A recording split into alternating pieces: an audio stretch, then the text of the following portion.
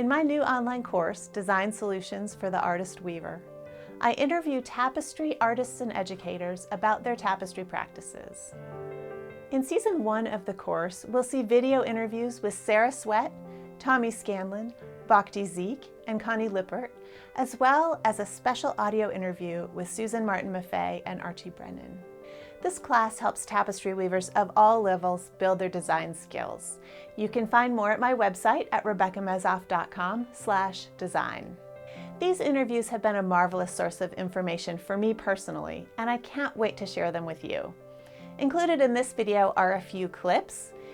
The full version of all the interviews are included in the online class.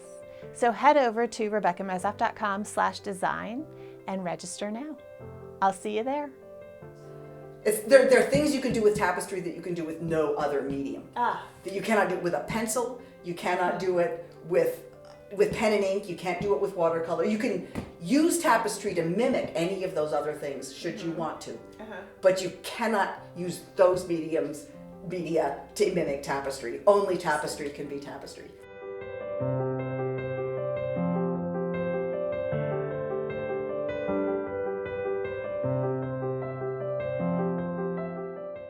And that's, in terms of design, how often I work, it's this relationship between a process and a concept that I want, a visual concept.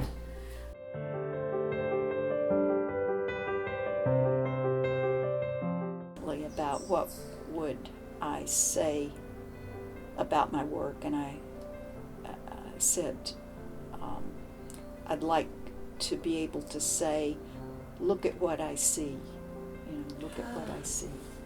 And that doesn't mean what I see is the only thing or the best way to look at things. It's just that I get such a pleasure out of, like this morning I was photographing red maple leaves laying on a edge of tree stump or tree log.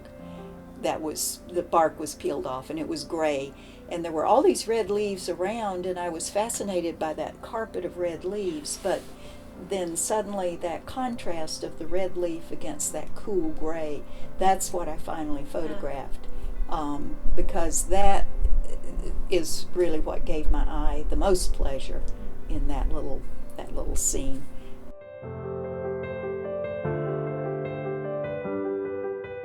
What is it about wedge weave that attracted you? Like, what do you, is there something you love about it, or? I don't know. It was just, to me, it's kind of an intuitive thing.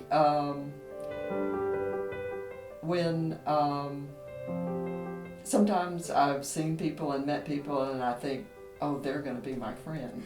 You just know intuitively. And wedge weave was kind of the same way. It was like when I saw it, it was like, oh, that's what I'm going to do. That's my weave.